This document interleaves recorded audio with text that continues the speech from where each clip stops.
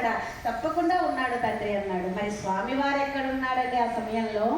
ఎక్కడ నుంచి తన భక్తుడైనటువంటి ప్రహ్లాదుని తనను చూపించమని చెప్పి అడుగుతాడు అని చెప్పి ప్రపంచంలో అణువణువులో కూడా విశ్వమంతా కూడా నరసింహ రూపుడై వ్యాపించిపోయి ఉన్నాడు స్వామివారు. స్తంభంలో నుంచే కాదు, ఎక్కడి నుంచైనా రావడానికి సిద్ధంగా ఉన్నాడు.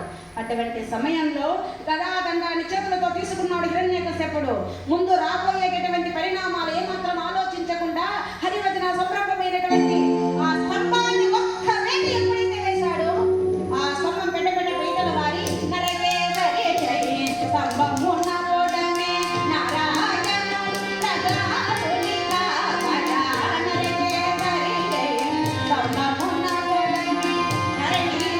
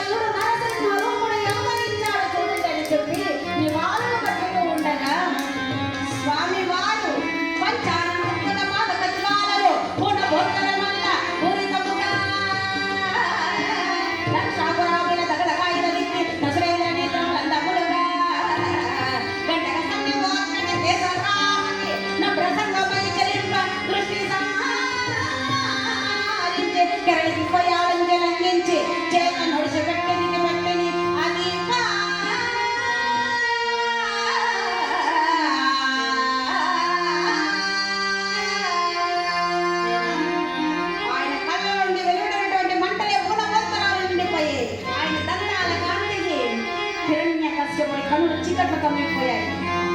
తన కేశాలను పైన ఏమున్నటువంటి సారుడే కింద ఉన్నటువంటి పాప పిల్లలు తన్నుకుపోయినట్టుగా ఏడు తామర తోటి నిలిచినట్టుగా ఆ హిరణ్యకశ్యపుని ఈడ్చుకుని వెళ్ళాడు. ఆనాడు వాడు బ్రహ్మదేవుని కోరిన వరాలు ఒప్పు కాకుండా ఇంత వెళ్ళాలి.